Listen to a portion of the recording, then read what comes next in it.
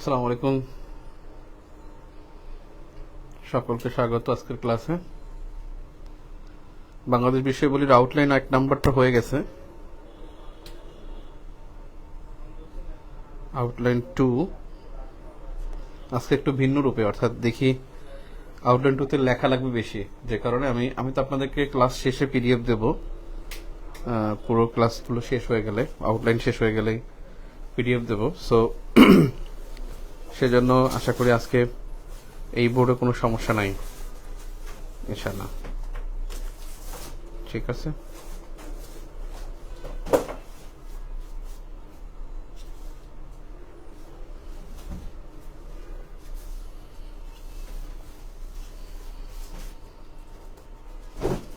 ওকে।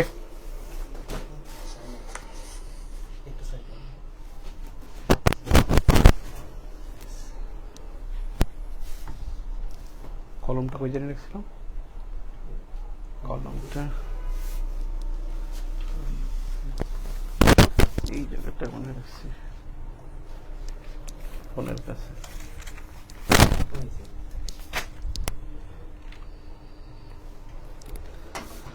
ওকে, দেখেন আমরা বেসিক্যালি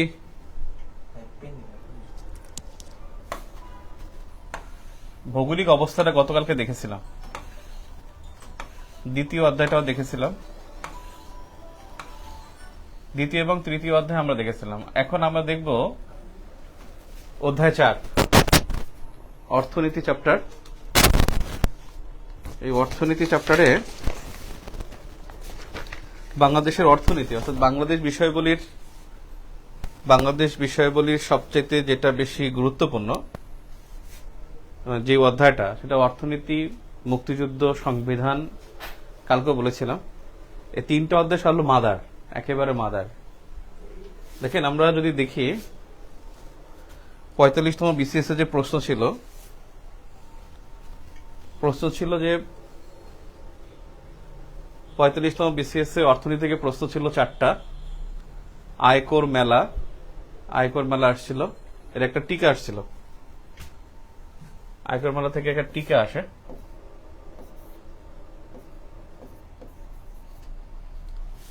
টিকার 5 নম্বর কোশ্চেন ছিল আয়কর মেলা। 2 নম্বর প্রশ্ন ছিল যে elevated expressway, Dhaka elevated expressway. 3 নম্বরে এটাও টিকা ছিল, দারিদ্র্য বিমোচন বলতে কি বোঝায়। বাংলাদেশের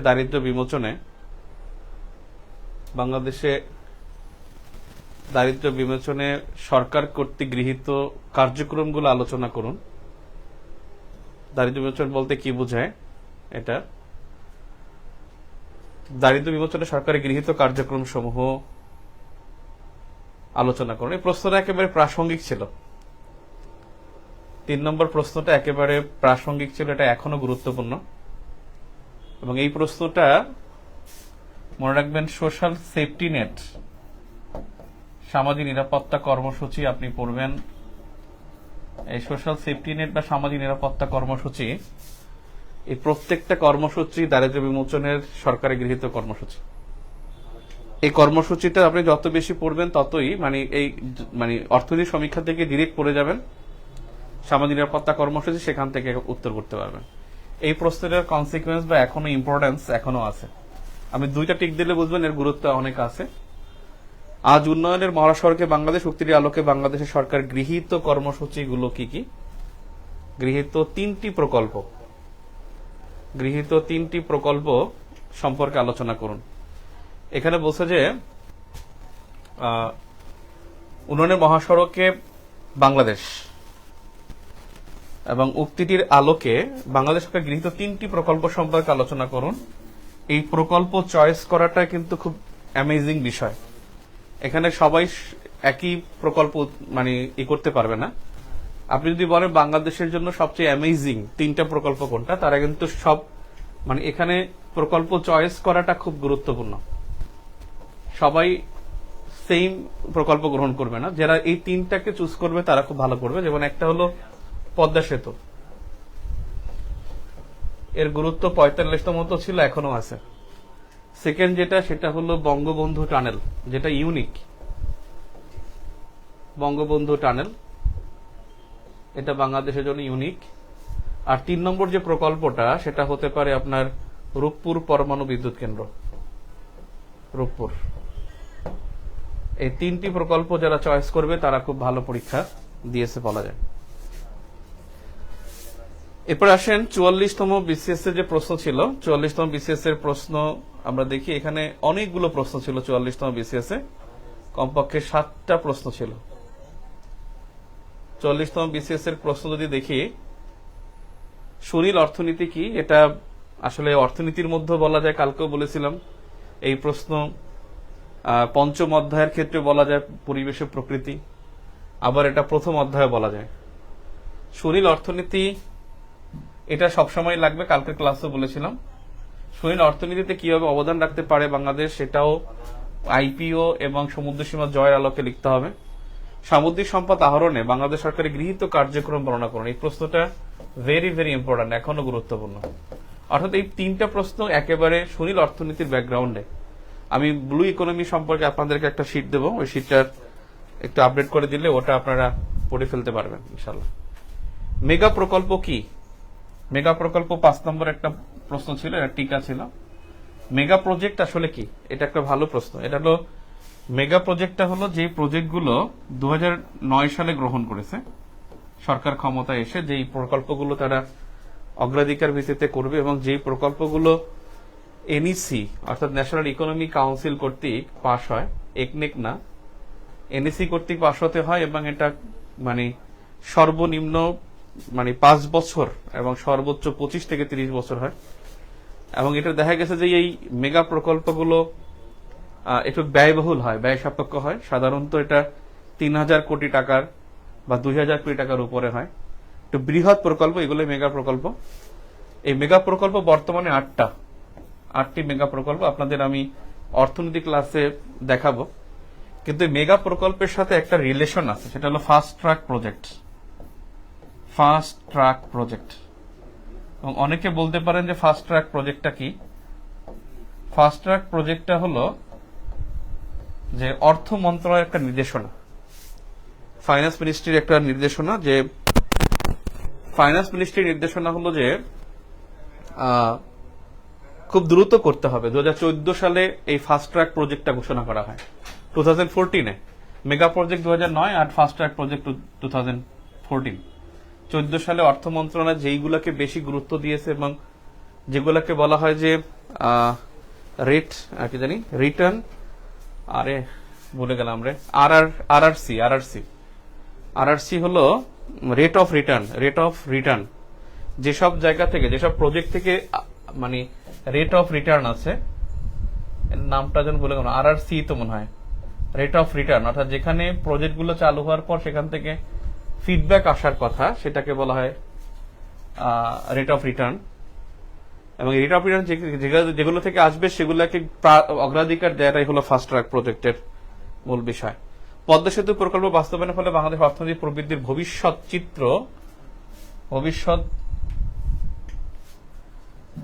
চিত্র অঙ্কন করুন আর কি, ভবিষ্যৎ চিত্র অঙ্কন করুন, এটাই বলছে।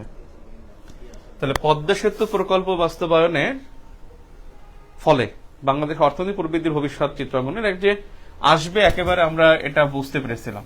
পদ্মা সেতুর ফলে কি পরিমাণ, আপনাদের যেটা হলো যে ভবিষ্যৎ চিত্র, আপনাদের হবে যে অর্জন আসবে, যে গত 2 বছরে পদ্মা সেতুর ফলে কি অর্জনটা হয়েছে, 2 বছরে যে অর্জনটা হয়েছে সেটা সম্পর্কে প্রশ্ন আসতে পারে। এখন আর ভবিষ্যৎ আসবে না। পদ্মা সেতু এখনো ইম্পর্টেন্ট আছে।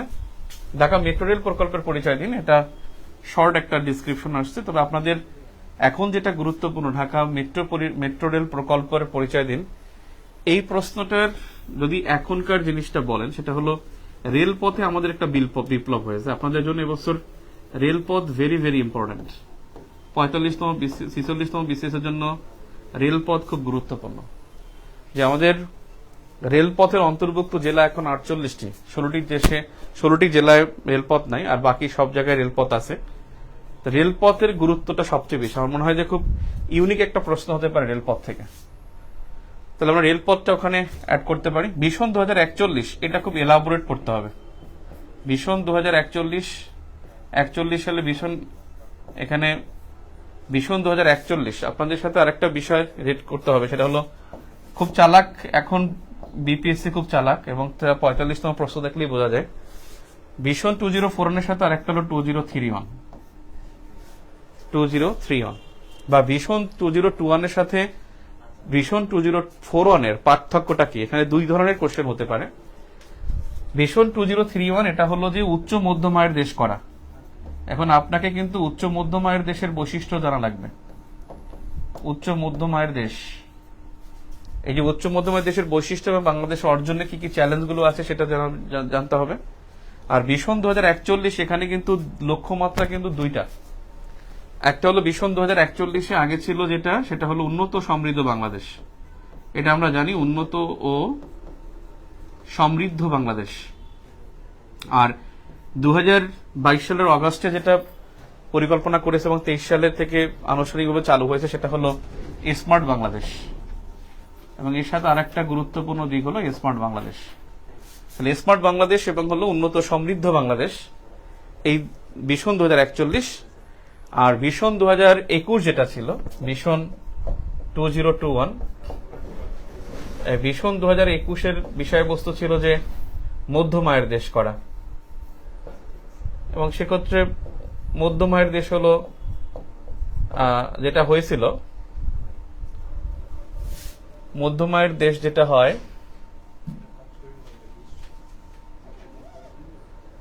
মধ্যম আয়ের দেশ, এবং নিম্ন মধ্যম আয়ের দেশ আমরা হয়ে গেছিলাম 2014 সালে মধ্যম আয়ের দেশ এটা।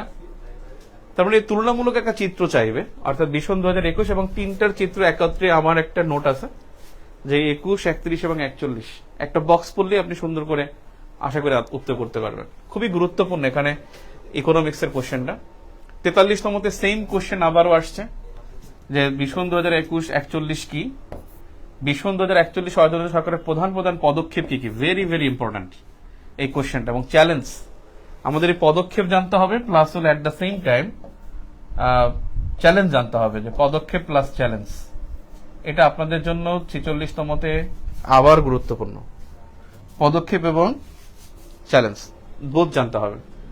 স্বল্পোন্নত দেশ থেকে উন্নয়নশীল দেশে উত্তরণের জন্য বাংলাদেশকে যে সকল শর্ত পূরণ করতে হয়েছে সেই প্রশ্নটা আসছে, কিন্তু এখন প্রশ্ন যেটা আসবে সেটা হলো বেসিক্যালি উন্নয়নশীল দেশে উত্তরণের ফলে বাংলাদেশ যে চ্যালেঞ্জগুলো হবে, চ্যালেঞ্জ মোকাবেলা। স্বল্পোন্নত দেশ থেকে উন্নয়নশীল দেশে উত্তরণের ফলে চ্যালেঞ্জ, কারণ আমরা এই চ্যালেঞ্জ মোকাবেলায় করণীয়। 2026 সালে আমরা উত্তরণ এলডিসি উত্তরণ করলে আমরা অনেকগুলো সুবিধা হারাবো বিশ্ববাজার থেকে, যেমন আমরা জিএসটি সুবিধা পাবো না, সফট লোন সুবিধা পাবো না, এবং আমরা কপিরাইট সুবিধা পাবো না। At the same time climate যেই ভালনারেবল থেকে যেই হেল্পটা করা হয়, ভালনারেবল কান্ট্রিকে যে হেল্পটা করা হয় সেটা আমরা পাবো না। জাতিসংঘের যে অ্যাওসিস দেশগুলো, যে দ্বীপ ও স্বল্পোন্নত দেশ এবং দ্বীপ উপকূলীয় দেশের যে সাহায্যটা, সেখান থেকে আমরা কোনো অর্থ পাবো না। জাতিসংঘে আমাদের যে 10,000 ভাগের 1 ভাগ আমরা চাঁদা দেই, সেটা হয়ে যাবে 1000 ভাগের 1 ভাগ, 10 গুণ আমাদের জাতিসংঘে বা ইন্টারন্যাশনাল এরেনায় আমাদের ব্যয়টা বেড়ে যাবে, সেগুলো আমরা পাবো না। সো সেক্ষেত্রে হবে যে আমাদের জন্য এটা চ্যালেঞ্জ। অর্থাৎ উত্তরণের ফলে চ্যালেঞ্জ মোকাবেলায় সরকার কি কি পদক্ষেপ নিয়েছে এবং কি করণীয়। চ্যালেঞ্জ মোকাবেলায় পদক্ষেপ ও করণীয় খুবই গুরুত্বপূর্ণ কোশ্চেন এটা। মোকাবেলায় পদক্ষেপ ও করণীয়। মোকাবেলায় পদক্ষেপ এবং করণীয়, আই থিঙ্ক বুঝতে পারছেন। অর্থাৎ 3 নম্বর প্রশ্নটা একটু সাফল হয়ে যাবে, 3 নম্বর প্রশ্ন সাফল হয়ে যাবে, সেটা বুঝতে পারছেন যে এখানে কিছু সাফল হয়ে আসবে। ইয়া মেরাব, এটা কি সেফ থাকবে না? পিডিএফ দিয়ে যাবে না, গ্রুপে শেয়ার করে দেবো। আচ্ছা, শেষে ওখানে ক্লিক করতে হবে। Thank you. এরপরে দেখি আমরা 43তম বিসিএস এর 4 নম্বরে যে কোশ্চেনটা আসছিল সেটা হলো বর্তমান সরকার কর্তৃক গৃহীত মেগা প্রকল্প সমূহ কি কি। মেগা প্রকল্প সমূহ কি কি? মেগা প্রকল্প একসময় 10টা ছিল, তারপরে 11টা হয়েছিল, আবার সবগুলো হয়ে গেছে, এখন বর্তমানে 8টা আছে। এই 8টা প্রকল্প সম্পর্কে পরিচয়, এবং এই মেগা প্রকল্প থেকে প্রশ্ন 2বার আসে দেখছেন। আরো এবারও যে আসবে না তার কোনো অনিশ্চয়তা নাই, এবারও আসতে পারে।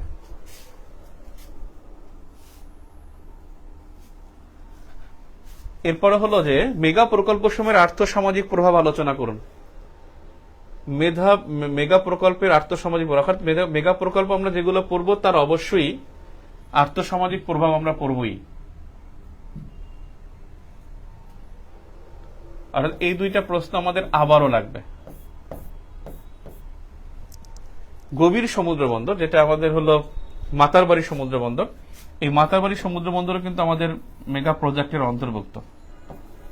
মাতারবাড়ি প্রজেক্ট আজকে ভাইভাই, বিসিএস ভাইভাই কিন্তু এই মেগা প্রজেক্ট থেকে কোশ্চেন করেছে এবং খুব বেশি প্রশ্ন করছে, সেটা হলো যে সরকারের যে কয়েকটা প্রকল্প আছে, একটা বিগ বি আর একটা হলো কি জানো, বিগ বি প্রজেক্ট, যেটা জাপানের সাথে বাংলাদেশ করছে। প্রিলিমিনারিতে আপনারা পড়ছেন বে of Bengal initiatives for industrial growth belt. এই বিগ বি প্রজেক্ট যেটা 2014 বাংলাদেশ সরকার গ্রহণ করেছে উইথ জাপানের হেল্প নিয়ে। এই জাপানের হেল্প নিয়ে যে বিগ বি প্রজেক্ট, এটা কিন্তু ভেরি ভেরি ইম্পর্টেন্ট। আমরা একটা জিনিস দেখেছিলাম যে ভাই যে কোশ্চেনগুলো করে, এই কোশ্চেনগুলোই দেখা যায় রিটেন এবং পিলিতে খুব বেশি মানে টাচ করে। দেখি 41তম বিসিএস যে প্রশ্ন আসছে সেটা দেখি। 41তম বিসিএস এর কোশ্চেন যদি দেখি আমি, তাহলে প্রশ্ন আসছে এখানে মহামারী ও অতিমারির মধ্যে পার্থক্য আলোচনা করুন। এটা ওই সময় করোনাকালীন বিষয় ছিল, এটা এখন গুরুত্ব নাই। বাংলাদেশের অর্থনীতি ও স্বাস্থ্য খাতকে কোভিড-19 অতিমারি কতটুকু, এটাও এখন দরকার নাই। 41তম 3টা কোশ্চেনই আসলে আমাদের খুব একটা গুরুত্ব নাই।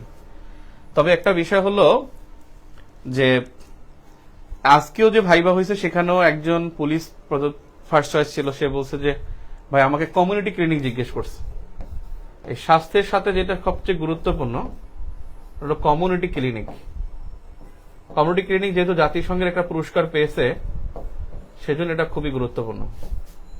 কমিউনিটি ক্লিনিকটা এখানে আপনি যোগ করে রাখতে পারেন। স্বাস্থ্য খাতের সবচেয়ে বেশি অ্যামেজিং একটা কাজ বাংলাদেশের মাননীয় প্রধানমন্ত্রীর 10টি অগ্রাধিকার খাত আছে। আপনারা প্রিলিমিনারি গাইডে বেসিক ভিউতে পড়ছেন, আপনারা অর্থনীতি চ্যাপ্টারে, যে প্রধানমন্ত্রী শেখ হাসিনার 10টি উদ্যোগ, এবং সেই উদ্যোগের মধ্যে একটা কিন্তু কমিউনিটি ক্লিনিক আছে আর একটা ট্রাস্ট প্রকল্প আছে, এবং সেক্ষেত্রে ওই 10টি অগ্রাধিকার খাতে কিন্তু গুরুত্ব দিতে হবে। আমরা যদি দেখি পরে 38তম বিসিএস যে প্রশ্ন আসছে, 40তম বিসিএস 40তম বিসিএস দেখতেছে, হ্যাঁ 40তম বিসিএস যে প্রশ্ন আসছে, আর একটু বড় করে তাইলে সুন্দর হবে। ওকে, হ্যাঁ এটা সুন্দর। 40তম বিসিএস যে প্রশ্ন আসছে, যে প্রশ্নটা হলো যে ইপিজেড কিভাবে বাংলাদেশ শিল্প উন্নয়নে ভূমিকা রাখছে। ইপিজেড এবং এসিজেড দুইটাই আসলে অনেক গুরুত্বপূর্ণ। ইপিজেড এর সাথে একটা বিষয় পড়তে হবে, যেটা হলো এসিজেড। এই যে বেজা যারা এসিজেড স্পেশাল ইকোনমিক জোন, আপনাদের জন্য গুরুত্বপূর্ণ এসিজেড, মানে ইপিজেড গুরুত্বপূর্ণ না। এসিজেড এর মধ্যে যেটা সবচেয়ে বেশি গুরুত্বপূর্ণ সেটা হলো বঙ্গবন্ধু শিল্পনগর। বঙ্গবন্ধু শিল্পনগর, যেটা প্রিলির জন্য গুরুত্বপূর্ণ ছিল এবং রিটেনও এটা খুবই গুরুত্বপূর্ণ। আগামী 2-3টা বিসিএস এ বঙ্গবন্ধু শিল্পনগর থেকে প্রশ্ন আসবে, এসিজেড থেকে প্রশ্ন আসবে ইনশাল্লাহ। বাংলাদেশের অর্থনৈতিক অঞ্চল কর্তৃক গৃহীত অঞ্চল কর্তৃপক্ষ বেজা অঞ্চলের বেবজা ও বাংলাদেশের রপ্তানি প্রক্রিয়াকরণের মধ্যে পার্থক্য কি? এটাই ওই বেজা এবং বেবজার, এটা প্রশ্নটা মানে ইপিজেড এবং এসিজেড এর পার্থক্যটাই ওটা কর্তৃপক্ষ দিয়ে বুঝিয়েছে। এই প্রশ্নটা খুবই ভালো। পিপিপি এর আওতায় এ পর্যন্ত সম্পন্ন বিভিন্ন প্রকল্প কি? পিপিপি হলো পাবলিক প্রাইভেট পার্টনারশিপ। 2009-10 অর্থ বছরে এই সরকার প্রথম ক্ষমতা আসার পর চালু করেছিল এবং এটি কন্টিনিউয়াসলি চলছে, কনজিকিউটিভলি চলছে, এবং পিপিপি অর্থনৈতিক সমীক্ষা থেকে একেবারে হুবহু পড়তে হবে। পিপিপি এবং একটা আছে এসএমই। আপনি দেখবেন এবছর 2টা খাত খুব গুরুত্বপূর্ণ, যেটা হলো small and medium size enterprises. এই এসএমই আর একটা হলো আপনার পিপিপি। এই 2টা প্রজেক্টের পাশাপাশি খুব গুরুত্বপূর্ণ ভূমিকা রাখবে। এই 2টা আমরা এমনি পড়ি, আমরা সবসময় প্রত্যেকটা রিটার্নই আমরা এই দুটাকে টাচ করি অর্থনৈতিক সমীক্ষা থেকে। আমি আপনাদের কিন্তু আজকে বা কালকে রুটিন দেবো, আমি রুটিন করেছি। 25 মে আমাদের প্রথম পরীক্ষা হবে। আমি একটু পরীক্ষা নিয়ে কথা বলি।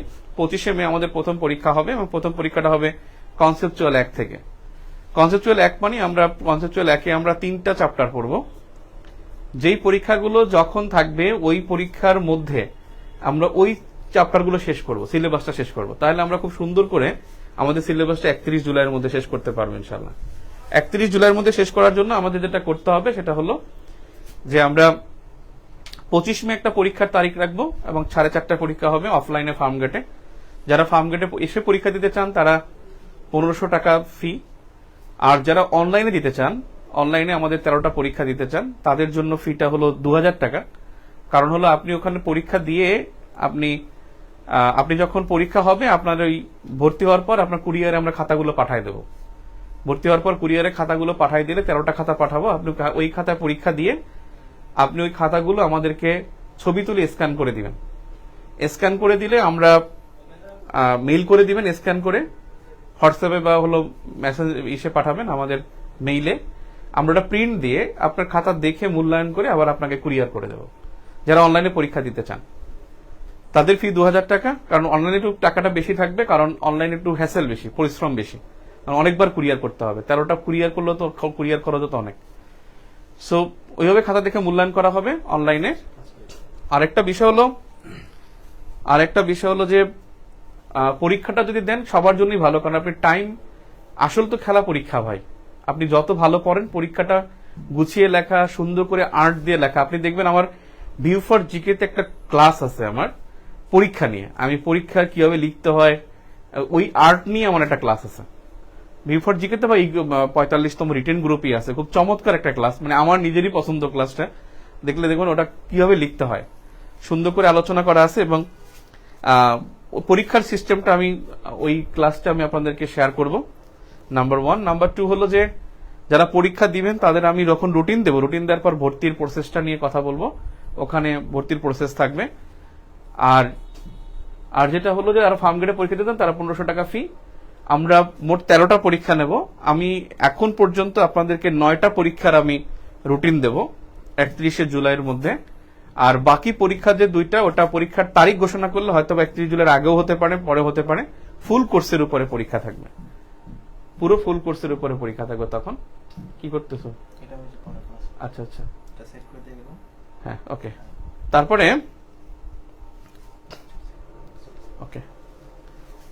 তারপরের বিষয়টা হলো যে এটা আসছে কেন, হ্যাঁ ঠিক আছে, পরীক্ষা নিয়ে কথা বলতে। তো আমার বাংলাদেশ বিষয় বলে যে পরীক্ষাটা থাকবে সেটা হলো অর্থনৈতিক সমীক্ষাটা প্রকাশ হওয়ার পরে। কারণ আমরা অর্থনৈতিক সমীক্ষাতে কিন্তু হিউজ পড়বো, দাগাই দাগাই দিয়ে অর্থনৈতিক সমীক্ষাটা পড়লে আমাদের অন্তপক্ষে 40-50 নম্বর, আমাদের 90 থেকে 100 নম্বর আমরা এখান থেকে হেল্প পাবো ইনশাল্লাহ, আশা করি। তো যাই হোক, এখন যেটা হলো যে এসএমই পিপিপি, আর যেটা আমি বলতেছিলাম সেটা হলো ফ্রিল্যান্সিং। যেটা ফ্রিল্যান্সিং এর এটা তথ্য প্রযুক্তির মধ্যে আছে, এবং ডিজিটাল অর্থনীতি, যেটা ডিজিটাল ইকোনমি। এই ডিজিটাল ইকোনমি এই কনসেপ্টটা কিন্তু আপনার রাখতে হবে। ডিজিটাল ইকোনমির মধ্যে আমরা ফ্রিল্যান্সিং আসবে, আউটসোর্সিং আসবে, এই বিষয়গুলো তখন আমরা আলোচনা করতে পারবো। দেন হলো মানে 38তম বিসিএস এর কোশ্চেনের গুরুত্ব আছে কিনা একটু দেখে নেই। 38তম বিসিএস এর প্রশ্ন আসছে বাংলাদেশে খাদ্য নিরাপত্তা, বাংলাদেশে খাদ্য নিরাপত্তা, খাদ্য বান্ধব কর্মসূচি সহ যে এই কনসেপ্টটা আছে, খাদ্য বান্ধব কর্মসূচি। এটা আপনারা দেখবেন অর্থনৈতিক সমীক্ষার মধ্যে আছে যে খাদ্য বান্ধব বা খাদ্য নিরাপত্তার জন্য কি কি পদক্ষেপ গ্রহণ করা হয়েছে। খাদ্য নিরাপত্তা ওই সময় আলোচিত ছিল এবং গুরুত্বপূর্ণ ছিল, এখন একটু মোটামুটি, এখন একটা দাগ দিলাম, আসলে মোটামুটি গুরুত্বপূর্ণ।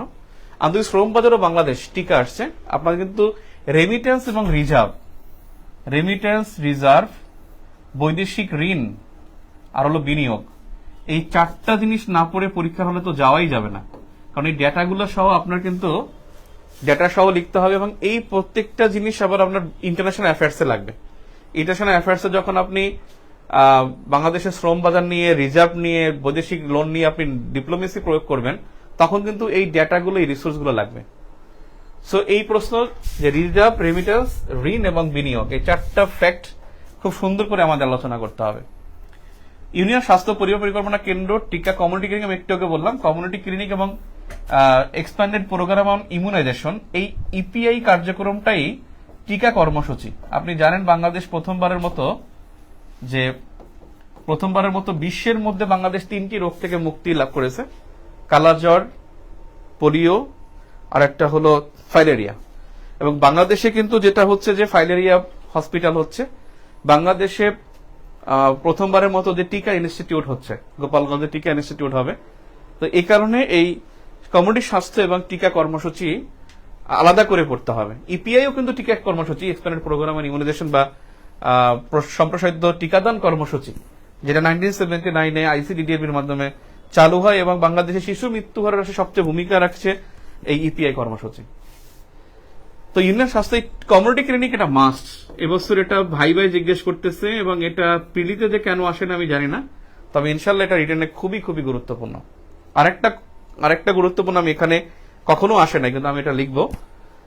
যাই হোক, এরপরে আছে দারিদ্র্য বিমোচন বলতে কি বোঝায়, যে তুমি সরকার যে পদক্ষেপগুলো গ্রহণ করেছে সেটাই প্রশ্ন আবার রিপিট হয়েছে। এই প্রশ্ন আবারও আসতে পারে, কারণ আমাদের কিন্তু দারিদ্র্যের হারটা বেড়ে গেছে। আপনারা জানেন কিনা দারিদ্র্যের, আপনাদের এই বোর্ডে সময় পাচ্ছে, হ্যাঁ আজকে এই জন্য এই বোর্ডে আসছে। আজকে যে ক্লাসটা আমার অনেক লিখতে হবে সেজন্যই আমি এই বোর্ডে আসছি, যেখানে আলোচনাটা বেশি ইম্পর্টেন্ট। আর আমি তো পিডিএফ দিয়েই দিচ্ছি আপনাদেরকে, তো সেক্ষেত্রে এইটা আমার মনে হয় যেন এই বোর্ডের জন্য পারফেক্ট। তো ব্যাপারটা হলো যে একজন বলছেন যে রিটেন এক্সাম পেছানোর কোনো চান্স আছে, এই কয়দিনে কি হবে, কি করবো, কুল কিনারা পাচ্ছি না। তারা আসলে যে কয়বারই রিটেন পরীক্ষা বলছে তাড়াতাড়ি করবে, তারা একবারও ওই সময় নিতে পারে না। গতবার হওয়ার কথা ছিল অক্টোবরে, পরীক্ষা হয়েছে ফেব্রুয়ারিতে। এর আগের বার পরীক্ষা হওয়ার কথা ছিল সেম অক্টোবরে, হয়েছিল জানুয়ারির 4 তারিখে মনে হয়। তো এর আগের বার বছর নভেম্বরে হয়ে গেছে, এটা ডিসেম্বরের জানুয়ারি, ওটা ছিল জানুয়ারি শেষের দিকে। তো বেসিক্যালি অগাস্টে বলছে, এবার তার আসলে অনেকটা কনক্রিট ডিসিশনটা, মানে অলমোস্ট কনক্রিট। অগাস্টে হওয়া মানে অগাস্টের শুরুতে হবে না, হয়তো 31 আগস্ট শুরু হবে বা 20 আগস্টের পরে হবে, কারণ 31 জুলাই পর্যন্ত তারা কিন্তু ভাইবা রুটিন দিয়েছে। বোথ ক্যাডারের রুটিন কিন্তু 31 জুলাইয়ের পরে হবে। তাহলে ওই মাঝখানে হয়তো বা তারা পরীক্ষাটা নিয়ে বোথ ক্যাডারের রুটিন দিতে পারে। রিটেন চলার সাথে সাথে কিন্তু ভাইবা হয় না, ভাইবা এবং রিটেন কিন্তু একসাথে হবে না। রিটেন এবং রিটেনটা পজ হবে, অথবা ভাইবা পজ হবে, তারপরে রিটেন হবে। মানে মাঝখানে একটা পরীক্ষা দুই কাছাকাছি হবে না। এমন হতে পারে যে তারা খুব দ্রুত রেজাল্ট দিতে চায় 44তম, তা সেক্ষেত্রে তারা 1.5 মাসের মধ্যে আগস্ট এবং সেপ্টেম্বর মাঝামাঝির মধ্যে পরীক্ষা নিয়ে সেপ্টেম্বর শেষের দিকে ভাইবা নিয়ে এটা পরীক্ষা দিল, অথবা মাঝখানে একটু গ্যাপ রেখে তারা পরীক্ষাটা নিয়ে নিল। আমাদের আসলে 31 জুলাই টার্গেট, দেন আদার নিয়ে ভাবা যাবে। এখন বিষয় হলো যে এই দারিদ্র্য বিমোচন কর্মসূচি, এটা কিন্তু একেবারে, যদি বলেন এটা সোর্স কি, আমি বলবো অর্থনীতি সমীক্ষা অসৎ 2024 থেকে আমরা সুন্দর করে ডাটা সহ পড়তে পারবো ইনশাল্লাহ। সপ্তম পঞ্চবার্ষিক পরীক্ষার মূল উদ্দেশ্য সমূহ কি কি, আসলে এখানে সপ্তম পড়ার কোনো দরকার নাই, আমাদের পড়তে হবে অষ্টম পঞ্চবার্ষিক পরিকল্পনা। অষ্টমটা আমাদের জন্য গুরুত্বপূর্ণ। বাংলাদেশ সরকারের 2021 সালের মধ্যে উন্নয়ন লক্ষ্যসমূহ পর্যালোচনা করে 41 সালের মধ্যে উন্নত রাষ্ট্রের, মানে এইটা আমি অ্যাড করছি আর কি। পরীক্ষা আসছে একটু, পরীক্ষা কিন্তু কোশ্চেন মার্ক পর্যন্ত, থার্ড ব্র্যাকেটে যেটা, এটা আমি বর্তমানে অ্যাড করেছি। আমাদের জন্য দরকার 2041 সালে উন্নত রাষ্ট্র হওয়ার লক্ষ্যসমূহ। 2041 ভিশন 2041 আমাদের খুব, এই অধ্যায়টা খুব মারাত্মক বড়, এবং এই অধ্যায়টাই হলো আমাদের বাংলাদেশ বিষয়াবলীর, বলতে পারেন যে 60 to 70% হলো আপনার এই অর্থনীতি, সংবিধান, মুক্তিযুদ্ধ। পদ্মা সেতু প্রকল্প বাস্তবায়ন বলতে কি বোঝেন, এই প্রশ্ন আগেও আসছে। অগ্রগতি প্রকল্প, মেট্রো রেল প্রকল্প আসছে। আমাদের নতুন একটা প্রকল্প আছে যে পাতাল রেল আর এলিভেটেড এক্সপ্রেস হয়ে,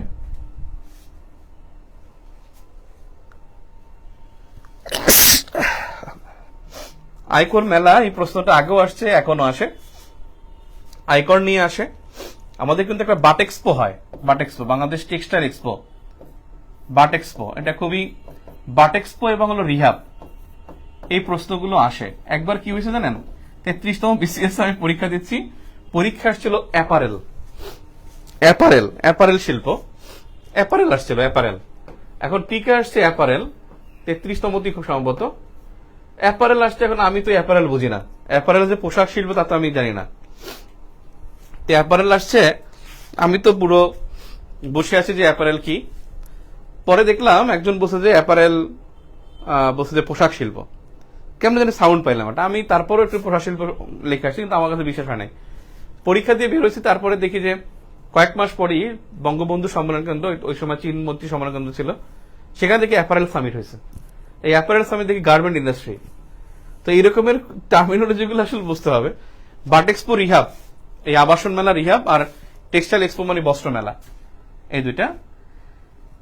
এগুলো টিকা আসে, টিকাগুলো আসলে সবসময় মনে রাখবেন, টিকা এক অনুচ্ছেদে লিখতে হয়। টিকা কখনো প্যারা হবে না, পয়েন্ট হবে না, ভূমিকা উপসংহার হবে না, একেবারে ভিতরে হবে।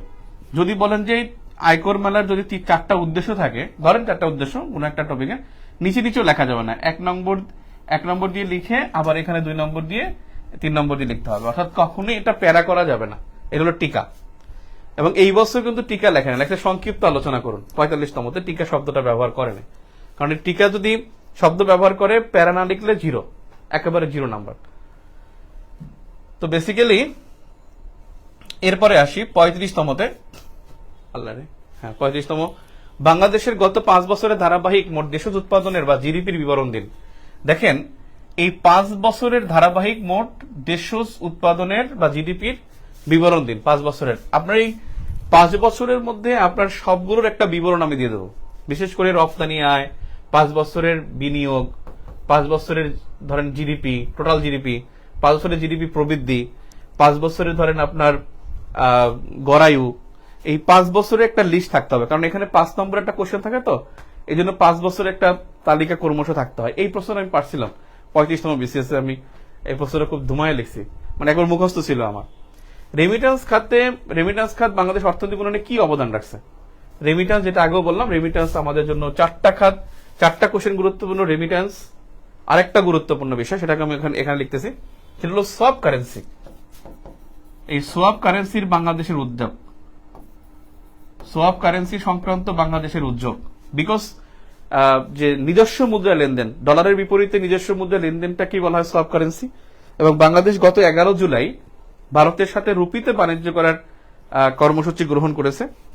গত 11 জুলাই রুপিতে বাণিজ্য কর্মসূচি শুরু করেছে ইয়ার সাথে, ভারতের সাথে। আপনারা দেখছেন গতকালকে প্রথম আলোর হেডলাইন ছিল যে চীন বাংলাদেশকে চীনা মুদ্রায় লোন দিতে চায়, এবং সেটা 500 কোটি ইউয়ান, 500 কোটি না 5000 কোটি আগে ইউয়ান দিবে, না 500 কোটি, সরি 5000 কোটি না। তো এইটা নিয়ে কিন্তু আলোচনা হচ্ছে যে সোয়াপ কারেন্সি, এটা কিন্তু খুবই খুবই গুরুত্বপূর্ণ। তাহলে রেমিটেন্স, রিজার্ভ, বৈদেশিক ঋণ, তারপরে হলো সোয়াপ কারেন্সি বা ডলার সংকট মোকাবেলায় সরকার কি কি পদক্ষেপ নিয়েছে, তার মধ্যে একটা পদক্ষেপ হলো সোয়াপ কারেন্সি, অর্থাৎ ডলার সংকট মোকাবেলায় বাংলাদেশের পদক্ষেপ, সংকট মোকাবেলায় পদক্ষেপ, এটা কিন্তু মাস্ট লাগবে।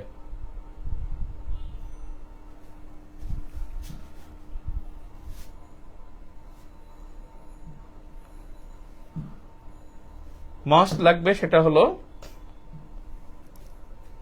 ডলার সংকট মোকাবেলায় পদক্ষেপগুলো লাগবে। রেমিটেন্স এরপরে গেল শিল্প উন্নয়নের ক্ষেত্রে 5টি প্রতিবন্ধকতা তুলে ধরুন। এইসব প্রশ্ন আসলে আমরা প্রিপারেশন নেব না, কারণ এইসব প্রশ্ন আমাদের মানে নিয়ে কুলোতে পারবো না, এরকম প্রশ্ন অনেক। সামাজিক উন্নয়ন সূচকে বাংলাদেশের অগ্রগতির একটি সংক্ষিপ্ত ধারণা দিন। মানব উন্নয়ন সন্ত্রাস ব্যবসা সূচক অগ্রগতি সম্পর্কে লিখুন। তবে আমাদের কিন্তু কোনো সূচকই একেবারে পজিটিভ না, আমাদের প্রত্যেকটা সূচক কেমন জানি এলোমেলো হয়ে গেছে। আমরা খুবই একটু থ্রেটফুল একটা অবস্থায় আছি। বাংলাদেশের ইকোনমি ইজ ভেরি মাচ, মানে যেটাকে বলে শেকিং ইকোনমি, এমন একটা অবস্থায় আছে যে আমাদের শেক দিচ্ছে বারবার। যদি আপনার শক কখন হবে এটা বলা যায় না, কিন্তু শেক হচ্ছে। তো বেসিক্যালি আমাদের এই সূচক নিয়ে প্রশ্ন আসার সম্ভাবনা নাই। সরকারি চাকুরিতে কোটা, এই প্রশ্নটা আসছে এবং সুবিধা অসুবিধা আসতে পারে। সরকারি চাকুরিতে কোটা পক্ষে লিখতে বললে আপনি লিখতে হবে যে পিছিয়ে পড়া জনগোষ্ঠীকে অগ্রাধিকার প্রদান বা পিছিয়ে পড়া জনগোষ্ঠীকে উৎসাহ প্রদান, সেজন্য কোটা দরকার। কিন্তু অসুবিধা বলতে গেলে অনেক কথাই লিখতে পারবেন, ওটা আমি জানি, আপনারা লিখতে পারবেন। আপনারা কোটার প্রজন্মের না, আপনারা খুবই লাকিয়েস্ট যে আল্লাহ আপনাদের একটা সুযোগ দিয়েছে। আমাদের সময় 56% কোটা ছিল, মানে খালি গুনতাম যে কয়টা পোস্ট হয়েছে, 11টা পোস্ট, তার মানে 56% কোটা, 44% কয়টা থাকে সেটা নিয়ে আমরা চিন্তা করতাম। মানে এত একটা অভিশাপ একটা ছিল আমাদের সময়, একটা অভিশপ্ততা, মানে কি বলবো, এত কষ্ট লাগে। আমি 527 পেয়েছিলাম, তো 527 পেয়েছি, 506 পেয়ে সে ক্যাডার পেয়েছে। আমি যখন মার্কশিট উঠাই, আমাদের সময় তো মার্কশিট সিরিয়াল দিয়ে আনতে হইতো, এখন কেমন আনতে হয় জানি না। তো আমি যখন আনতেছিলাম তখন আমাকে উনি দিচ্ছে আর বলতেছে যে আপনার কোন ক্যাডার। তো 506 যে সে ক্যাডার ছিল, বলছে আপনি কোন ক্যাডার। বলছে যে আমি কিছু পাই নাই। তখন বলছে যে কেন। তখন আমাকে মানে উনি বলছে ও আচ্ছা কোটা। তো কোটা একটা খুব অভিশাপ ছিল আর কি। তো যাক, এই সরকারি চাকুরিতে কোটা এখন এটার গুরুত্ব আসলে নাই, কিন্তু সরকারি চাকুরিতে প্রবেশের সুবিধা অসুবিধা এটা নিয়ে প্রশ্ন আসতে পারে। এই কোটা নিয়ে আলোচনা আগেও হয়েছে, কারণ 34তম বিসিএস একটা বড় ধরনের মুভমেন্ট হয়েছিল এই কোটা নিয়ে 34তম বিসিএস রেজাল্টের পরে। সেজন্য ওটা সমসাময়িক ছিল এবং 35তম রিটার্নে এই প্রশ্নটা আসছে।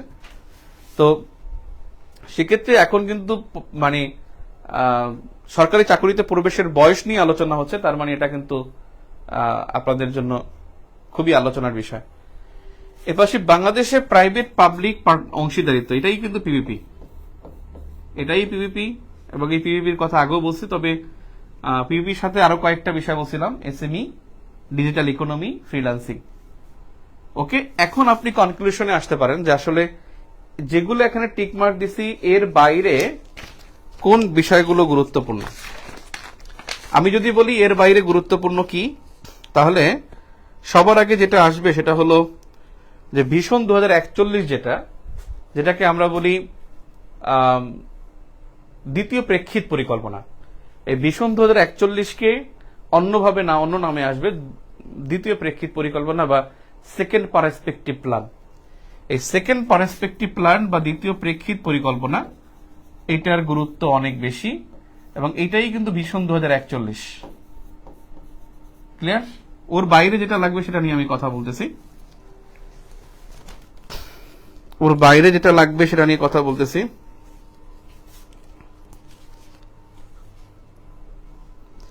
আমরা কিন্তু ডিজিটাল ইকোনমির কথা বলছিলাম। ডিজিটাল ইকোনমির মধ্যে কিন্তু বেশ কয়েকটা স্টেপ আছে, যেমন ক্যাশলেস সোসাইটির একটা পদক্ষেপ আছে, তারপরে হলে মোবাইল ব্যাংকিং একটা বিষয় আছে, তারপরে বিনিময় একটা সেবা আছে, তারপর দেখছেন আপনারা একটা টাকা চালু করছে, কি জানি যে টাকা পে একটা নতুন কনসেপ্ট চালু আসছে, তারপরে সুকুকু বন্ড, এরকম অনেকগুলো ডিজিটাল অর্থনীতির মধ্যে অনেকগুলো কনসেপ্ট কিন্তু গ্রো হয়েছে। এবং ই কমার্স অর্থাৎ ডিজিটাল ইকোনমিটাই এখানে সবচেয়ে বেশি আলোচনার বিষয়, ডিজিটাল ইকোনমি। এবং এর মধ্যে কি কি অন্তর্ভুক্ত সেটা নিয়ে একটা বিস্তারিত আপনার গুছানো নোট লাগবে।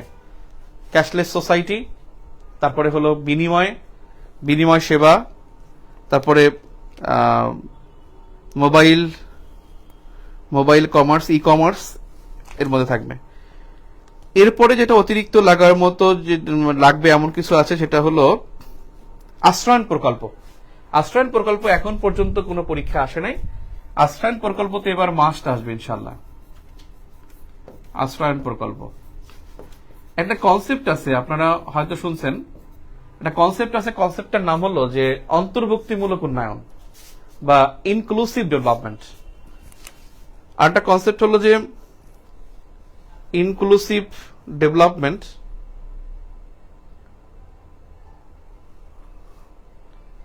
আগেরটা যাবো কেমনে রে?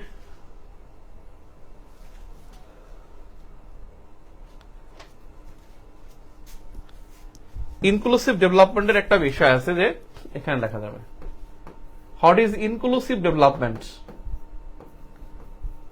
আমি যেগুলো বলেছি তার পাশাপাশি যেগুলো লাগবে সেটা হলো ডিজিটাল ইকোনমির কথা বলেছি, সেকেন্ড পার্সপেক্টিভ প্ল্যানের কথা বলছি, আশ্রয়ণ প্রকল্প বলেছি, আর একটা হলো ইনক্লুসিভ ডেভেলপমেন্ট। ইনক্লুসিভ ডেভেলপমেন্ট মানে হলো যে উন্নয়নের মধ্যে উন্নয়ন, অর্থাৎ ডেভেলপমেন্ট ইন ডেভেলপমেন্টস। যেমন একটা বিষয় হলো যে পদ্মা সেতু আমরা শুধুমাত্র মনে করি বাস আর ট্রেন যাবে, কিন্তু এইটার সাথে আরো কিছু ডেভেলপমেন্ট করা হয়েছে। এটার সাথে কিন্তু অলরেডি গোপালগঞ্জে গ্যাস পাইপলাইনের কাজ চলতেছে, গ্যাস পাইপলাইন চলে যাবে। এটার সাথে কিন্তু এশিয়ান হাইওয়েতে অন্তর্ভুক্ত হওয়া যাবে, অর্থাৎ একটার সাথে একটা রিলেটেড। আমি ওটা না বুঝে আর সহজ বুঝাই, যেমন ধরেন আশ্রয়ণ প্রকল্প। আশ্রয়ণ প্রকল্প একটা ডেভেলপমেন্ট প্রজেক্ট, এর মধ্যে কিছু ইনক্লুসিভ ডেভেলপমেন্ট হয়। কি রকমের হয়? যেমন দেখেন এখানে যারা যেই ইয়াটা করা হয়, মানে আপনার দলিলটা দেওয়া হয়, দলিলটা কিন্তু দেওয়া হয় কাকে?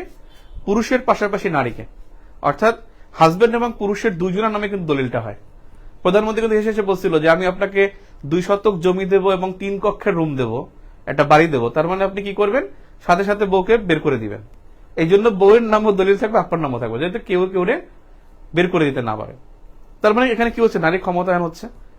এবং এখানে শুধুমাত্র ঘর দেওয়া হচ্ছে না, শুধু 2 শতক জমি না, পাশে কিন্তু বিশুদ্ধ পানির জন্য টিউবওয়েল বসানো আছে, পাশেই কিন্তু বেসিক শিল্পনগরী আছে, পাশেই কিন্তু ওখানে একটা পুকুর আছে, পাশেই কিন্তু একটা কমিউনিটি ক্লিনিক আছে, স্বাস্থ্যগত নিরাপত্তা হচ্ছে, পাশে কিন্তু একটা প্রাইমারি স্কুল আছে বা যে গণশিক্ষা কার্যক্রমের কর্মসূচি আছে, পাশেই কিন্তু আপনার কি আছে যে আপনার যে স্বাবলম্বী হওয়ার জন্য একটা ট্রেনিং সেন্টার আছে। তার মানে এগুলোকে বলা হয় মানে ডেভেলপমেন্ট ইন ডেভেলপমেন্টস আর ইনক্লুসিভ ডেভেলপমেন্ট। এই কনসেপ্টটা কি সেটা পরীক্ষা আসতে পারে। এরপরে হলো আমাদের কিন্তু একটা, আমি যেটা বিগ বি বলছিলাম, বিগ বিটাকে তো লিখছেন আপনার ওই সময়, বিগ বিটাও এখানে গুরুত্বপূর্ণ, যে জাপানের সহায়তা একটা বিগ বি কর্মসূচি, ইকোনমিক একটা কর্মসূচি। এরপর একটা বিষয় আছে যে সবচেয়ে আলোচনার একটা বিষয়, সেটা হলো সোশ্যাল পেনশন, সামাজিক পেনশন।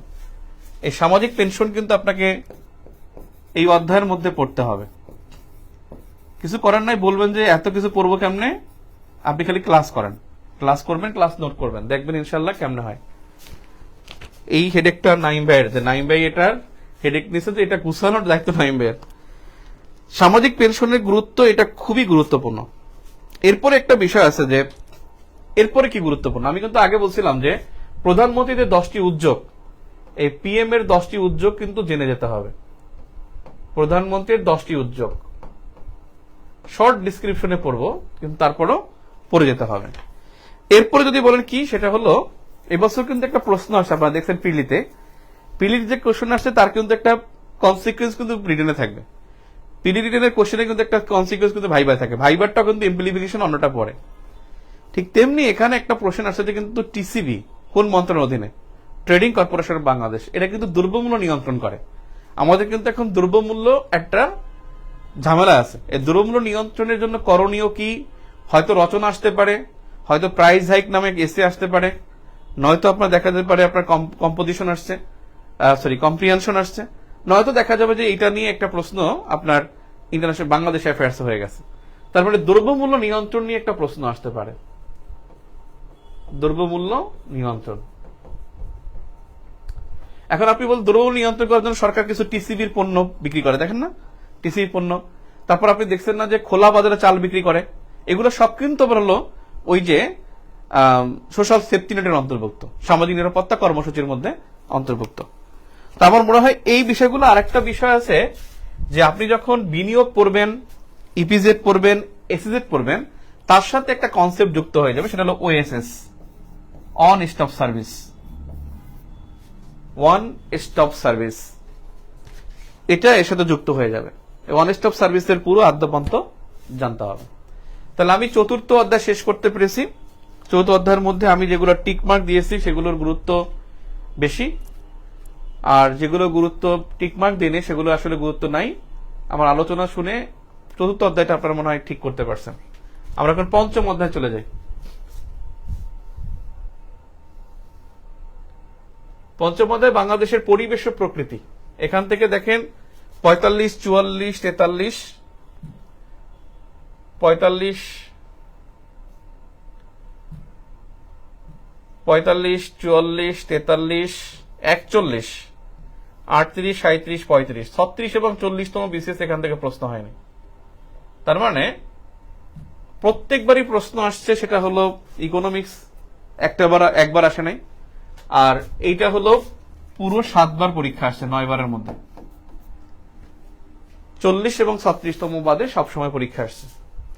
45তম প্রশ্ন হলো বাংলাদেশে কৃষি জমি অকৃষি কাজে স্থানান্তরিত হওয়ার স্বরূপ ও সংকট বিশ্লেষণ করুন, উক্ত সংকট মোচনের উপায় সমূহ কি কি?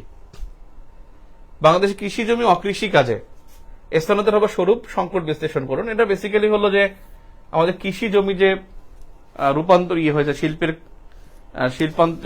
শিল্পের অন্তর্ভুক্ত হচ্ছে, বাসস্থানে যাচ্ছে, এবং এই সকল মোচনের উপায় সমূহ আলোচনা করুন। সংকট মোচনের উপায় বেসিক্যালি এখানে যেটা গুরুত্ব দিয়ে লিখতে হতো সেটা হলো যে মানে কৃষির বাম্পার ফলন, হাইব্রিড ফসল এটা, এবং ভূমির উর্বরতা বৃদ্ধি, উর্বরতা হ্রাস করে এমন কোন পদ্ধতি ব্যবহার না করা।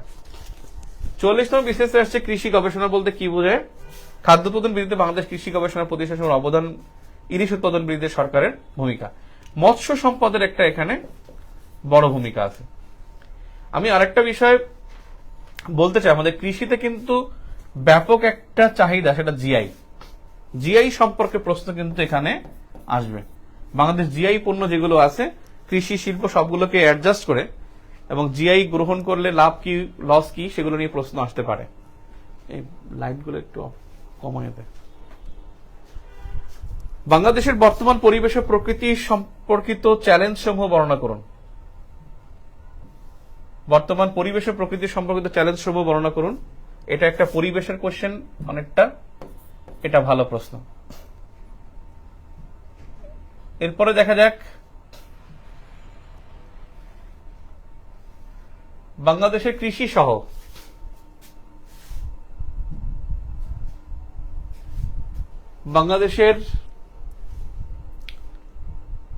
সহ বিভিন্ন ক্ষেত্রে প্রাকৃতিক দুর্যোগের প্রভাব মোকাবেলা যেন গৃহীত পদক্ষেপ সহ বর্ণনা করুন।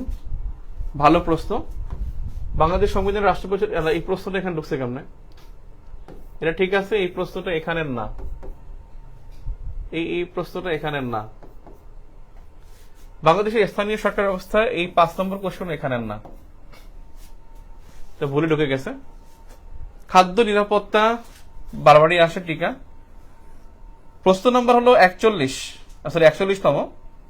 বাংলাদেশের বনভূমি বন সম্পদ রক্ষার গুরুত্ব কি? সরকারের গৃহীত পদক্ষেপ বিশ্লেষণে আপনার পরামর্শ ব্যক্ত করুন।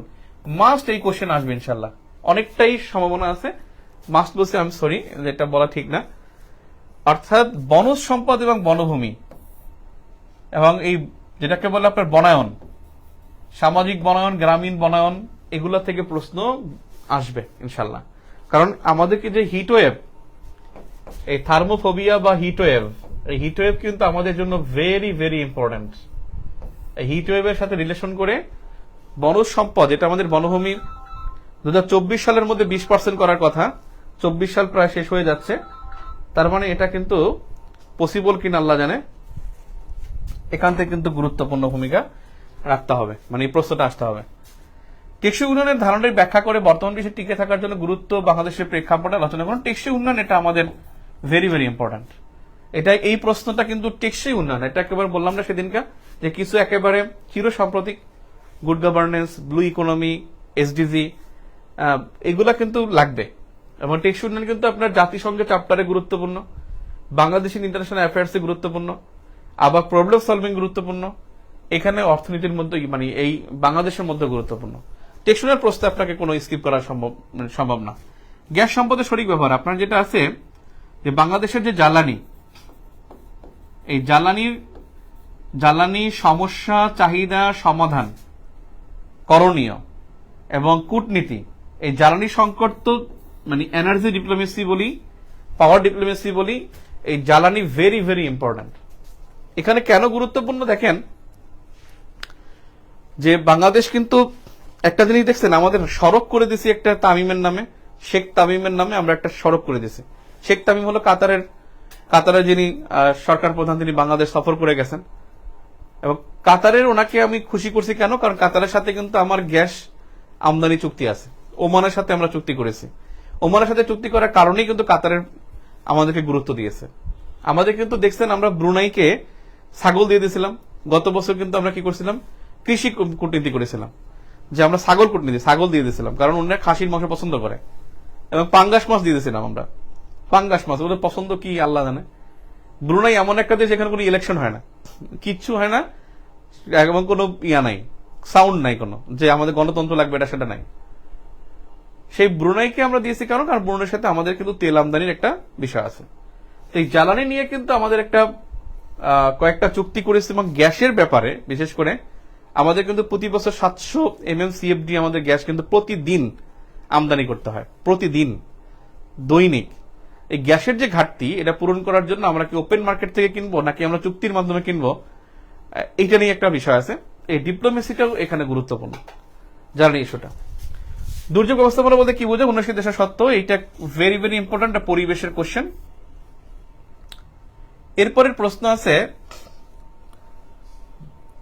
জলবায়ু পরিবর্তনের ফলে বাংলাদেশের ওপর যে সকল বিরূপ প্রতিক্রিয়া পড়ার সম্ভাবনা রয়েছে তাদের বিবরণ দিন। আসলে কৃষির প্রশ্নটা 6ষ্ঠ অধ্যায় হবে, বুঝছেন? এই অধ্যায় কৃষিগুলো ঢুকে গেছে ভুলে। কৃষির যে প্রশ্নগুলো এগুলো 6ষ্ঠ অধ্যায় হবে।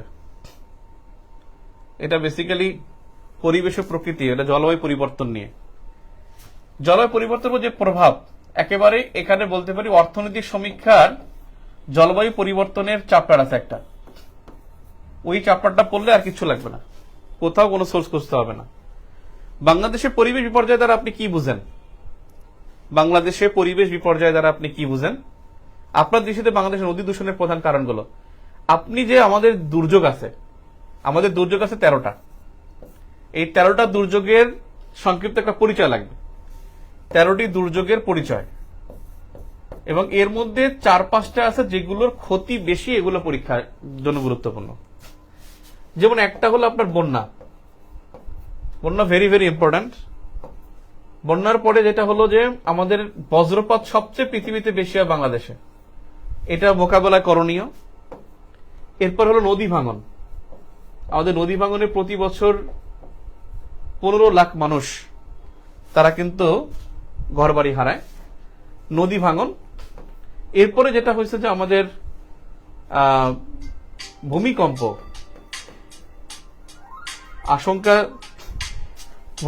আশঙ্কা এবং ভূমিকম্পের যে ফলে করণীয়, সেটা 13টি দুর্যোগের পরিচয়। আর যেটা বলেছিলাম, এই যে গ্লোবাল ওয়ার্মিং এবং হলো সমুদ্র পৃষ্ঠের উচ্চতা, এর প্রভাব ইন্টারন্যাশনাল অ্যাফেয়ার্সও দরকার, বাংলাদেশও দরকার। তিস্তার যে পানি সংকটের পরিবেশগত প্রভাব, ভবিষ্যতে সমুদ্র পৃষ্ঠের উচ্চতা বৃদ্ধি, দুইটাই যেমন গুরুত্বপূর্ণ, এর সাথে গ্লোবাল ওয়ার্মিংটা গুরুত্বপূর্ণ। আর যেটা আমাদের এখানে পড়ার জরুরি, খুবই জরুরি যেটা, সেটা হলো যে আমরা কিন্তু 2026 সালে আমাদের গঙ্গার চুক্তিটা শেষ হয়ে যাবে। গঙ্গার পানি বন্টন চুক্তি 1996 সাল থেকে 2026 পর্যন্ত 30 বছরের মধ্যে শেষ হয়ে যাবে।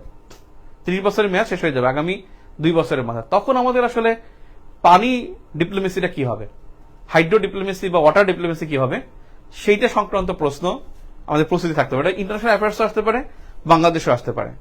আপনারা জানেন তিস্তা একটা মেগা প্রজেক্ট হচ্ছে। এই তিস্তা মেগা প্রজেক্ট কিন্তু 45তম BCS এ কিন্তু এখান থেকে প্রশ্ন আসছে। এই যে দেখেন, এটা কিছুটা ঘুরে গেছে আর কি, এই অধ্যায়ের কিছু কোশ্চেন 6ষ্ঠ অধ্যায় ঢুকে গেছে। এখানে প্রাকৃতিক সম্পদ, ওটা হলো বাংলাদেশের পরিবেশের প্রকৃতি, মানে দুইটা একটু আমার নিজেরই বসাতে একটু সমস্যা হয়ে গেছে। তো বেসিক্যালি তিস্তা দিয়ে কিন্তু দেখেন, তিস্তা বন্টন প্রয়োজন, এই সময় বাংলাদেশ ভারত সরকার গৃহীত কার্যক্রম সমূহ আলোচনা করুন।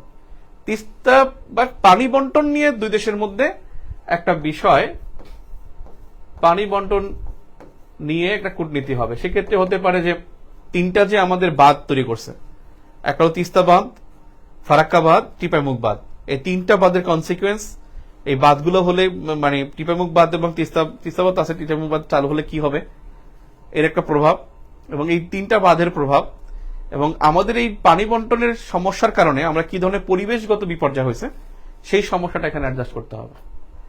এখন দেখি এই অধ্যায়ে আসলে আমাদের জন্য কোন কোন বিষয়গুলো এর বাইরেও দরকার। আমার যেখানে নোট আছে সেখানে এর বাইরে যেটা সবচেয়ে গুরুত্বপূর্ণ, সেটা আমরা কিন্তু 2টা বিষয় মারাত্মক গুরুত্বপূর্ণ, মারাত্মক ভেরি ভেরি ইম্পর্টেন্ট, এই 2টাকে স্কিপ করা পসিবলই না। দেখি তো, বলেন তো কোনটা, একজন বলেন তো। 2টা বিষয়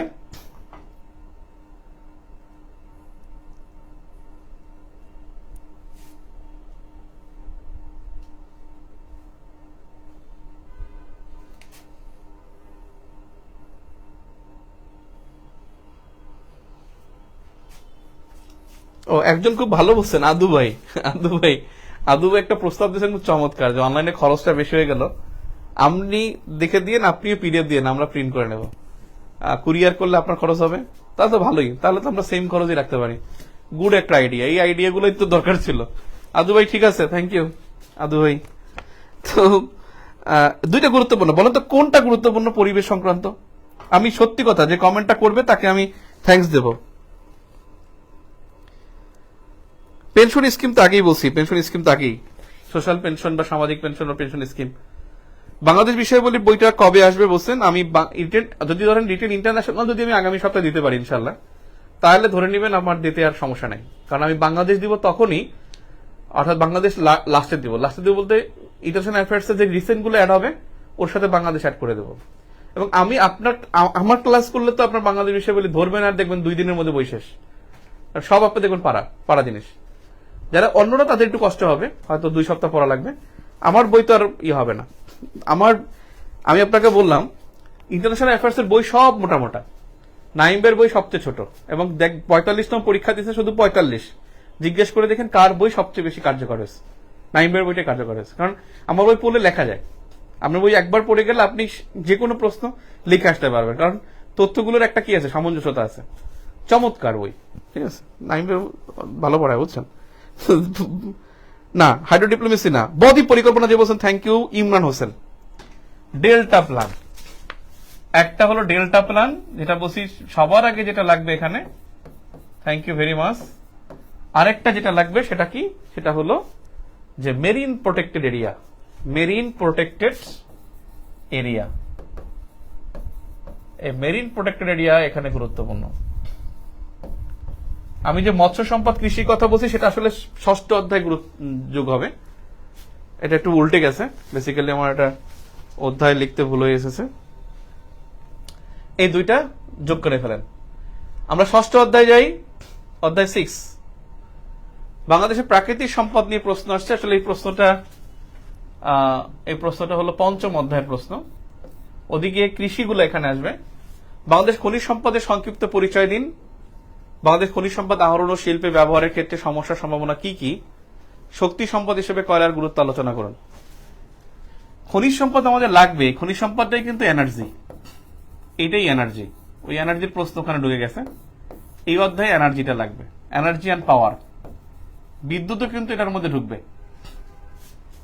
বাংলাদেশের বনজ সম্পদের সংক্ষিপ্ত বিবরণ, এটা জলবায়ু পরিবর্তনের সাথেও যায়, আবার এই অধ্যায়ও যায়, কোনো সমস্যা নেই। বনায়ন গুরুত্বপূর্ণ, সমুদ্র সীমা যায়, প্রথম অধ্যায় যায়, এখানেও যায়। খনিজ সম্পদ, সামুদ্রিক সম্পদ, মোটামুটি এই অধ্যায়ের মধ্যে, 6ষ্ঠ অধ্যায়ের মধ্যে যেটা আসলে এর বাইরে যেটা গুরুত্বপূর্ণ, কৃষি নিয়ে যেগুলো বলছি এগুলো এখানে অ্যাডজাস্ট হবে। আমি আপনাদের পিডিএফ এটা ঠিক করে দিচ্ছি।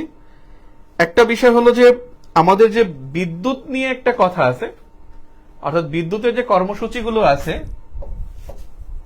ইলেকট্রিসিটি বা বিদ্যুৎ, যেখানে হলো রূপপুর পরমাণু বিদ্যুৎ কেন্দ্র, পায়রা বিদ্যুৎ কেন্দ্র, রামপাল বিদ্যুৎ কেন্দ্র, তারপরে হলো বাঁশখালী বিদ্যুৎ কেন্দ্র, আছে আপনার মাতারবাড়ি বিদ্যুৎ কেন্দ্র। আমাদের বিদ্যুৎ কেন্দ্র কিন্তু 152টা, 152, যেটা 2009 সালে ছিল মাত্র 33টা বা 31টা, সেখানে 152টা বিদ্যুৎ কেন্দ্র। তা আমাদের বিদ্যুতের কিন্তু এখন যে অবস্থা হয়েছে যে আমরা রপ্তানি করার জন্য নেপালের সাথে চুক্তি করতে যাচ্ছি। একটা সময় নেপালের কাছে আমদানি করা চিন্তা ভাবনা ছিল, এখন নেপালে রপ্তানি করা, আপনারা দেখছেন নিউজগুলো। তো বেসিক্যালি হলো যে আমাদের বিদ্যুতের কিন্তু একটা বড় সম্ভাবনা তৈরি হয়েছে। আমাদের কিন্তু গ্যাস ক্ষেত্রে, আমরা কিন্তু একটা তেল ক্ষেত্রে গ্যাসের সন্ধান পেয়েছিলাম, পিডিতে আপনারা পড়ছেন, এটা দৈনিক 70 লাখ ঘনফুট বিদ্যুৎ গ্যাস উত্তোলন হচ্ছে। আমরা কিন্তু একটা জিনিস দেখেছিলাম যে একটা গ্যাস ক্ষেত্রে, কৈলাসশিলার 2 গ্যাস ক্ষেত্রে তেলের সন্ধান পাওয়া গেছে। তো বেসিক্যালি ওই জ্বালানি ওখানে আমি আলাদা করে আলোচনা করব। বিদ্যুৎটা এখানে অ্যাড করতে হবে, এবং বিদ্যুৎ কিন্তু প্রধানমন্ত্রী একটা উদ্যোগ, এবং বিদ্যুৎ মন্ত্রী কিন্তু প্রধানমন্ত্রী, এবং ঘরে ঘরে বিদ্যুৎ, শেখ হাসিনার উদ্যোগ, ঘরে ঘরে বিদ্যুৎ। প্রাকৃতিক সম্পদের মধ্যে যেটা আছে, আমাদের যে মৎস্য সম্পদ নিয়ে আমি একটা কথা বলছিলাম, এই মৎস্য সম্পদ থেকে প্রশ্ন এবার হতে পারে।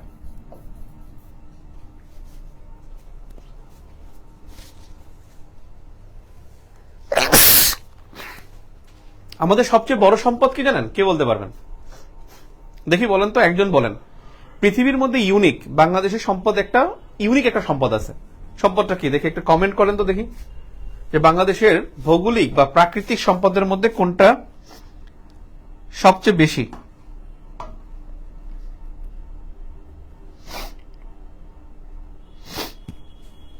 সংক্ষিপ্ত আলোচনায় প্যারা দেওয়া যাবে।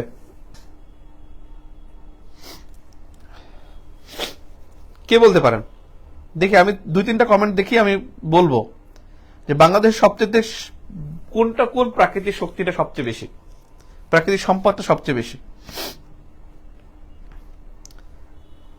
একজন বলছেন স্বাদু পানির মাছ, একজন বলছেন ইলিশ, একজন বলছেন ইলিশ মাছ, মানব সম্পদ, ল্যান্ড ফার্টিলিটি, সবচেয়ে বেশি মিঠা পানি যে বলছেন সে উত্তরটা সঠিক দিয়েছেন এলএস লিখন।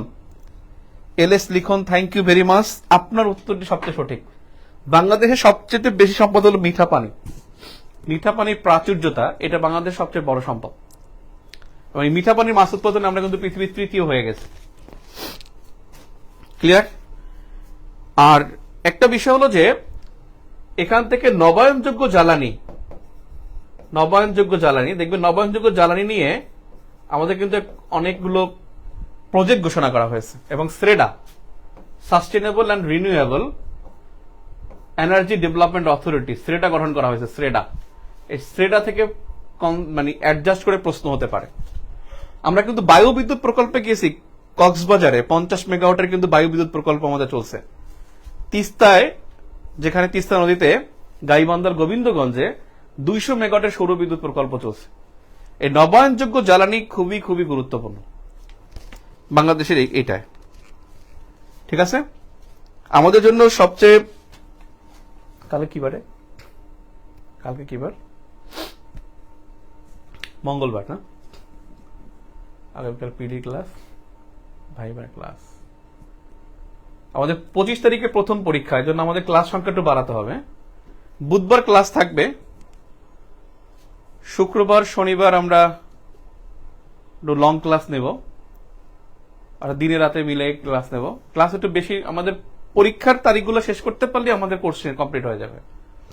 তো আজকে এ পর্যন্ত থাকুক। পরের ক্লাসটা মানে ওখানে মুক্তিযুদ্ধ সংবিধান আর হলো বাকি অধ্যায়গুলো তেমন ইম্পর্টেন্ট না, মানে তেমন বেশি আলোচনা না, ইম্পর্টেন্ট আছে, আলোচনা বেশি না। ঠিক আছে, তো আজকে পর্যন্তই থাকবে, এ পর্যন্ত থাকবে। আমার ভাইবা ক্লাস আছে 11টায়, আমাদের আবার ভাইবা চলতেছে। তো যাই হোক, আজকে পর্যন্তই, দেখা হবে। আপনাদের একটু হোমওয়ার্ক, কয়েকটা হোমওয়ার্ক। 1 নম্বর হোমওয়ার্ক হলো লিখে নেন, এখানে একটা পেজ বাইর করা যায়, কেমন জানি আলাদা পেজ বাইর করা যায়, পারতেছি না, এই জন্য আমি এক্সট্রা লিখতে পারতেছি না। একটু লিখে নেন। নাম্বার ওয়ান হলো হোমওয়ার্কটা হলো, আমি গতকালকে একটা ভিডিও আপ করছিলাম গতকালকে, যেটা আমার খুব সম্ভবত 43 BCS এর একটা বাংলাদেশ বিষয়গুলি, জিওগ্রাফি ইন বাংলাদেশ। ওটা কোনো চেঞ্জ নাই, ওই ক্লাসটা দেখতে বলছিলাম, ওই ক্লাসটা দেখতে বলছি, এবং ওখানে আমি মেনশন করে দিয়েছি 111 থেকে 27, মানে 1 ঘন্টা 11 মিনিট থেকে 1 ঘন্টা 27 মিনিটের মধ্যে একটা ইয়ে আছে, বাংলাদেশের ম্যাপ আঁকার একটা বিষয়। বাংলাদেশের ম্যাপটা আঁকবেন, এটা হলো আপনার হোমওয়ার্ক, 1 নম্বর হোমওয়ার্ক। আর 2 নম্বর হোমওয়ার্ক হলো আপনি সমাজবিজ্ঞান 2য় পত্র, এই বই থেকে উপজাতি অংশটা পড়ে ফেলবেন, রিডিং পড়ে ফেলবেন। সমাজবিজ্ঞান 2য় পত্রের বই থেকে উপজাতি অংশটা রিডিং পড়ে ফেলবেন, নাম্বার 2। আর নাম্বার 1 হলো আপনি বাংলাদেশের ম্যাপটা আঁকবেন। এইটা হলো আপনার 2 দিনের হোমওয়ার্ক। এবং আমি আপনাদের সাথে আমার আবার দেখা হবে ইনশাল্লাহ আগামী বুধবার 9:30টায়। আর আমি খুবই দুঃখজনক যে আপনারা ক্লাস করতেছেন মাত্র 162 জন, 189 জনও ছিলেন, এখন কম থেকে কম 162তে আসছেন। ক্লাস করতে হবে ভাই, ক্লাস মিস দেওয়া যাবে না। ঠিক আছে, তাহলে হোমওয়ার্ক বুধবার দিন ইনশাল্লাহ 9:30টায় দেখা হবে। আজকে পর্যন্ত, আল্লাহ হাফেজ। এটা সেভ করতে হবে, তারপরে পিডিএফটা দিতে হবে। এখানে না, এখানে এটা শেষ করো।